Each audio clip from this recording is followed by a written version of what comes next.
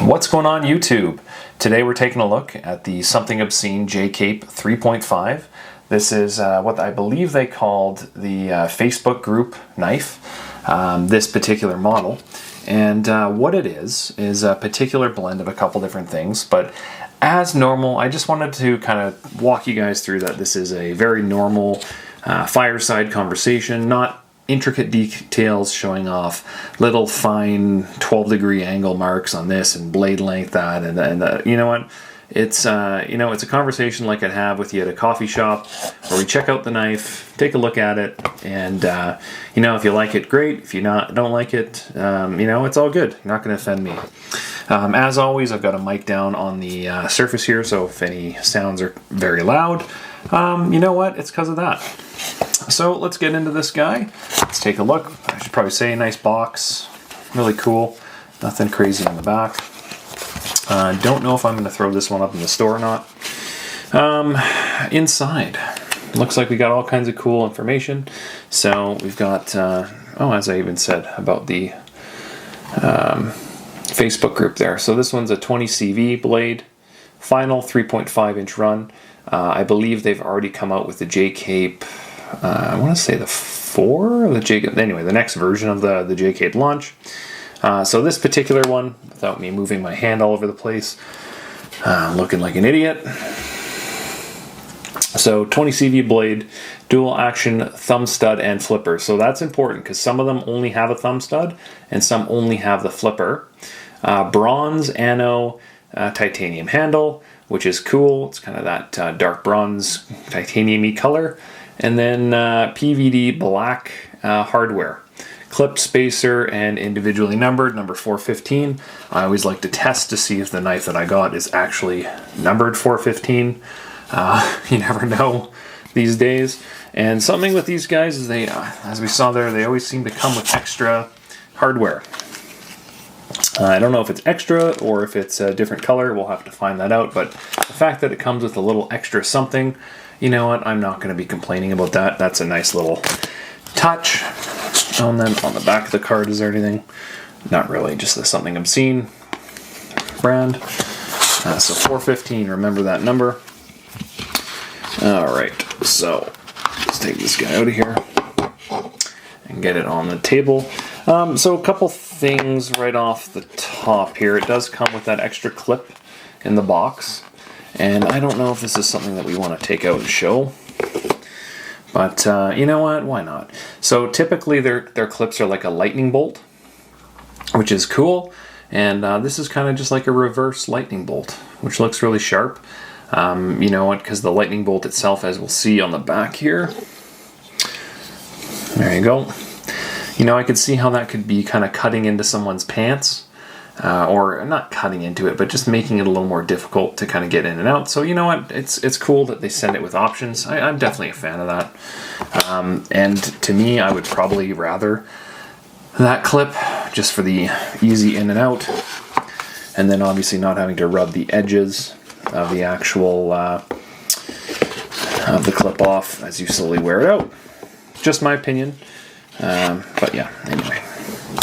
So off the hop here, let's see if we can find 415. That's always a nice little test. If it's anywhere on the knife. Oh, there it is. Behind the clip. There we go. 415. Cool. Okay, so there we go. There's your Something Obscene knife. Let's wrap the review up. No, I'm just kidding. So there's the knife. Couple things right off the top that we'll discuss. It did come with this cool little Velcro thing, which is cool. It's a big boy. This is not a small knife. And let's hammer this guy out here. Oh, sounds amazing, eh? So, great little knife. 3.5 inch. I'll grab the tape measure here as well. If you guys are interested in seeing that, I will find that tape measure right now. Here we go. And get a solid measurement on here. So, 8 1/4 overall, I'd say. 8 and, yeah, right, no, not even. 8 1/8, 8 1/4, somewhere in that conversation. Not terribly big. With a 3 and, you know what, this is 3.5 inch blade sharpened. So the blade is going to feel longer. It's actually closer to the actual flipper tab. It's almost 4 inches. So you know what? They say 3.5, and most companies, there's no standardization on how they measure that blade, but I certainly dig that the sharpened portion is 3.5. So you're getting at least what they're saying you're supposed to get, which is awesome. It is a titanium frame with a lock bar on the back, as we've kind of discussed. Really unique grind on this guy as well. That black hardware just sticks right out to me. It looks real sharp.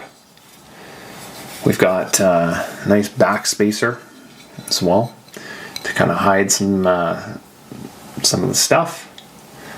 And I just overall, it's, you know what, I can see why I don't know if the Facebook group voted on the colors of this knife, if that was like a thing or not, or if it was just this is what we have left kind of thing. But I'm telling you, this is a cool, timeless color in that bronze. The flipper tab is a little bit beastly, you know, as Nick would say. It's a bit of a pocket pecker because it's thin. In terms of the ergos on it, just closing my eyes right now, feeling it, it fits right. It's got a good angle on it. It's not too pointy or sharp as well. Some good jimping on top of it. And it just fires out too. Whew. That is a cool knife. I love the grind on the blade. So this is a drop point, and you've got this real cool kind of compound grind up top. That is a standard kind of flat grind. The bottom here is a nice hollow grind, and it's tough to kind of show this, but it is obscenely, there I did it, obscenely thin ground, or thinly ground. And just, I'm telling you guys, like, look at that. How cool does that look? You know what, like, this is the kind of blade that you like pull out, and someone who doesn't know knives would be like calling the police on you because of just how that blade looks, let alone what it's meant to do. It's not big or anything, it's just, it's nice. I really dig that. Ergos wise, the thumb jimping's beautiful, very thick, and the pattern on the jimping, as per the Shiros, it's definitely a kind of a box cut kind of look to it, and it matches the back spacer, other than the back spacer's a little bit bigger, as you can see there. But same pattern, which is cool. It's quite an aggressive ramp to that forward position. I don't know if the camera's going to be able to show the angle on that, but if you're looking at this with a ruler down the spine of the knife, it's rather elevated, and it really locks you in place. And I know that, you know, my rule of thumb is, from actually Kevin's rule of thumb, is that, you know, if a knife fits your hand, you don't need jimping. But I'm looking at this going, look at all the cutouts for your hand, your fingers. This thing is like form fit. It is you know what, this is absolutely great ergonomically. It just fits your hand. And as soon as you hold one of these guys, you'll be like, oh, yeah, I know what he's talking about. You don't need jimping, but it also kind of completes the look, right? To have it. Because if you don't have that jimping, like, wouldn't that just look ridiculous without it? You know? The thumb studs, let's take a look here a little closer. It's a good looking thumb stud, nice and rounded on the tops. It's actually kind of machined down into kind of like a little mini volcano, which looks cool. Very comfortable. If you want to launch it, let's give it a try. Absolutely capable to launch it with thumb studs. No questions asked. In case you guys don't know this by now, it's made by Reate. And it feels like it's made by Reate. Very well made. They do make a mini version of this if you're into smaller little murder weapons. You can certainly kill someone with that as well. Comparables, we're going to take it out with the Randensian 229. I would say these are kind of, I can't see them not being the most comparable, just based on the OEM themselves, and then combine that with these cool hollow grinds. And obviously this nice drop point with the, obviously this guy here is a hollow ground, and then the tops are all flat ground. So, it's hard to kind of say that these are not like brother and sister, or brother and brother. They're definitely not brother and sister. They're like cousins related at dinner. Very similar genetics on these knives. One thing I will say, that if you're shopping between the two of these and looking at them, the lightness of the two are very loud and apparent to me. So this guy is like a solid block of titanium on the handle. Very little machining, if any. I'm just looking at it now. No, it's solid. There's zero. It is a big, heavy knife. This is not something you'd want to wear in NBA shorts and walk around, other than if you want someone to think something's in your pants. That isn't.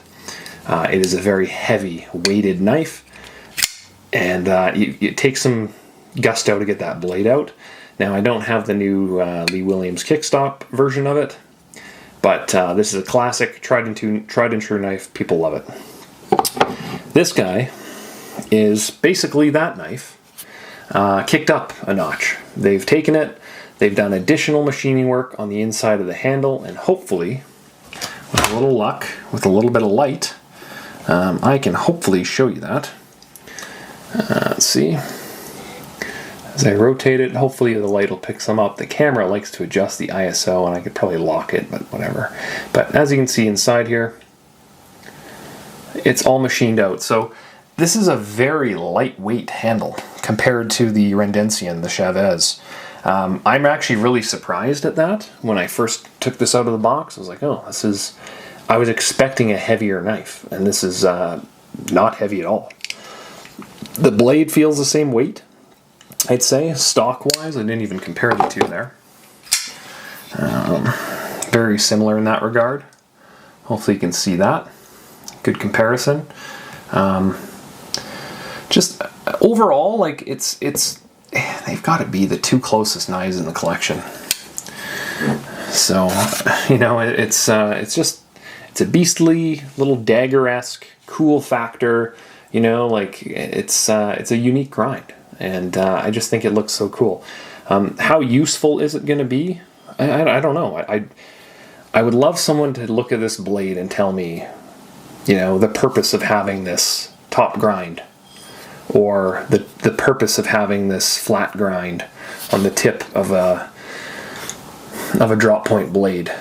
Obviously this is to be slicey, this is to be more durable, I don't know what you're using that for, because it's not sharpened on top. That'd be kind of cool, to make it like that dagger overall. We obviously have the Something Obscene fist on both sides of the blade, which I think looks terrific as well. And then the marking there, CPM 20 CV, which looks great. The clip looks as, the clip we talked about earlier, it's a terrific feature. And I just, it makes it so that you can customize it, right? If you don't like the lightning bolt, because whatever, some people don't like cool things like that, change it. There's nothing wrong with that.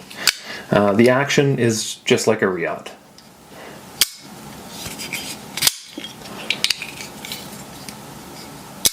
Remember the angle of the camera. Hopefully that bottom microphone picks up some of the sounds here, but just a little shake. It falls down, controlled. It's not out of control. Really loud detent, very snappy. Because it's kind of machined out, maybe it's a little louder. Nice, really nice. If you look at my collection, you'll definitely understand why I have what I have, and I like the plain Jane look of a lot of this stuff. They just wear in well, they kind of show their love over time, and this is no exception to that. Just a well-made, solid knife for, I want to say these guys are $500. Good price point, made overseas, designed locally, solid, you look at it, and it's a well-made knife. Good centering. The detail work is certainly missing if you go to like a Shirogorov though. You know me, I like my Shiros, and holding one of these, it's very apparent that it's a $500 knife versus, $1,000 plus knife. It's just a different conversation. Nothing wrong with this, but just a different conversation. So comparables, I talked about the Chavez. I would probably put it up with Koenig Arius as well. If we want to look at the size-wise on these, there's a Koenig to give you a kind of, very, very swoopy lines as well, both big. I would probably put it up. Do we want to do a Shiro comparison, or do we want to kind of stay in that price range? Maybe a Demko 8020 S as well, which would be probably a good comparison, because we're looking at burly knives. And if we're looking at burly knives, we don't want to be looking at, fancy knives. I know we can get fancy with all three models and Damascus and yada yada, but that's not what this video is about. We're looking at burly knives. So, if we're looking at the Koenig, that's also a different price category compared to the Demko as well. Different price category. I want to say these are like $650, so maybe another $150. Now, if I was comparing the two of these, and I was looking at which one I would suggest between the two, well, I'm going to say this, and no disrespect to something Obscene, but the quality on the Demko for $150 is not even a comparison. It feels in hand, fit and finish, much higher quality-wise. And that's why, there's guys like Pocket Priorities who collect the absolute crap out of Demkos, because it's an amazing design. It's an amazing knife. And, in this $500 price point, you're looking at comparing it with like a Hinderer, which unfortunately I don't have. Only Hinderer I have right now within arm's reach is an Eclipse. We can do a comparison on that.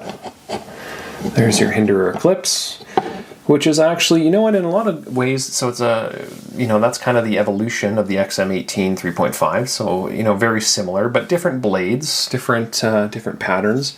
But, if you're looking at a Hinderer, made in US, right? Full tie on this guy. So you're looking at, I want to say $425 or $450 for the Eclipse in S45. And you're adding $200 right out of the gate. So now you're at, say, $625 to $650, depending. Don't quote me on that. You're already at a different price point than the Something Obscene, which is full tie out of the gate. It's got the 20 CV blade, cool grind on it. It's not called murder grind, unfortunately, like Strider's, but how sick would that be with like a murder grind on it, eh? Or sorry, nightmare grind. That's what it's called, nightmare grind, which is such a useless grind. But yeah, it looks great. The price point it's a very competitive price point. Let's look inside here a little bit. So obviously we've got some fairly large hardware as well. I wouldn't say fairly large. You know what? Let's say it's what you'd expect. It's average hardware on the locking mechanism. And then on the other side, what do we got? We do have, it's kind of hidden a little bit, but we do have a different insert. We do have a different material insert. I like the jimping a lot, actually, on this. That's something you don't see on a lot of them, other than the Koenig, I believe, has that.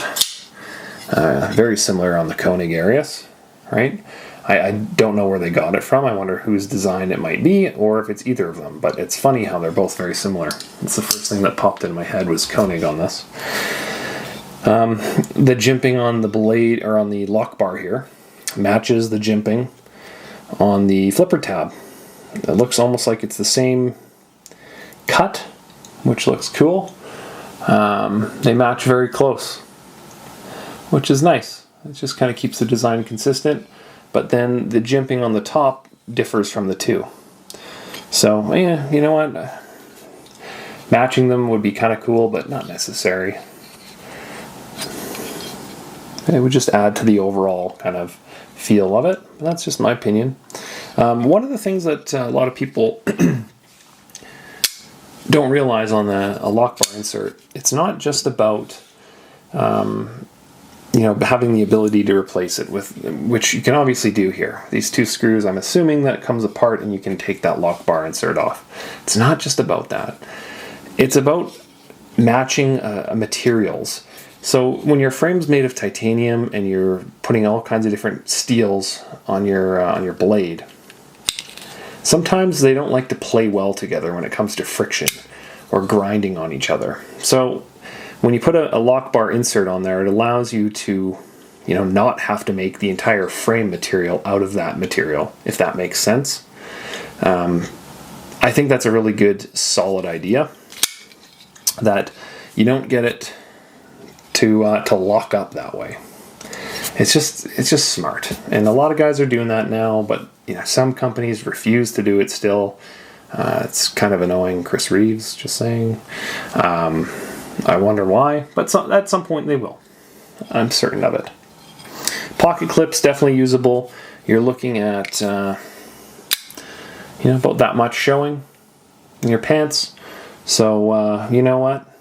People look at you. Maybe you're not hiding a weapon. You can kind of see it, but at the same time, it's not super hidden. The back spacer, did we talk about that? Is that the same? No, the back spacer has an even bigger gear kind of cut to it, which is interesting. So now we've got 3 different sizes of cuts to the back spacer, the top jimping, and the flipper tab jimping, and the lock bar jimping. So just cool. They're obviously changing it up. Each one of those was probably have a setup and takedown cost, right? Torques all around, which is totally as expected, which is great. Probably T8s, I'm guessing. They look pretty big. The torques on the actual pivot's kind of small. It kind of matches all around. So once again, like what do you want here? Do you want me to say, I want all the same hardware size, or do we want it to be bigger on the pivot? Does it matter? No. It really doesn't matter, but 10, 15 would be nice on the pivot. But overall, super well made knife. I'm really impressed with this.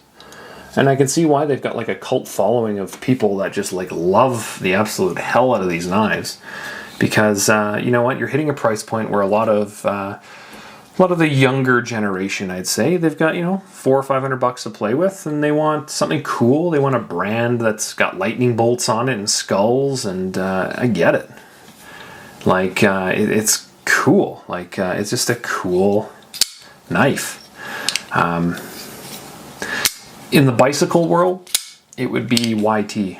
That's what it would compare to for me. YT Industries. Look them up if you're not into bikes. Just Google search YT Industries, and you'll know exactly what I'm talking about. It's very similar. Direct to consumer brand is kind of how YT does things. They've got a cool factor to them. It's just kind of similar. That's what they remind me of. But I love the ergos, man. XL hands, and I still got room on the back here.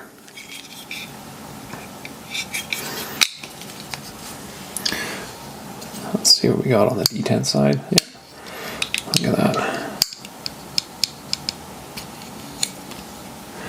Yeah, this thing's like feels brand new. It's not even worn in. So, yeah, great knife. For the price point, I would say you can't beat it. Yeah, you absolutely can beat it for the price point, but it's not easy to do so.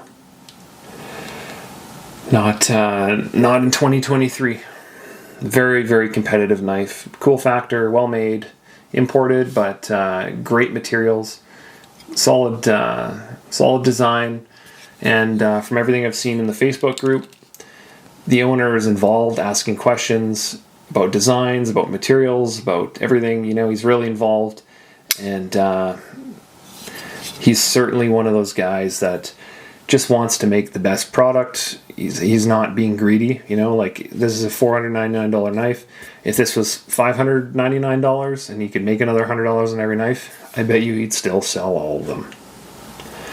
Honestly, I think he'd get it. without problem. Because he's proven to sell out at 500, so why wouldn't he up it up? Up it up. So anyway, guys, that's kind of the knife. That is the Something Obscene J Cape 3.5, and thanks for stopping by and checking it out. If you have any questions, definitely leave them below, and otherwise like, subscribe, share, and until next time, we'll catch you around. Thanks for watching, and I always appreciate it. Really do. Okay? Cheers. See you later.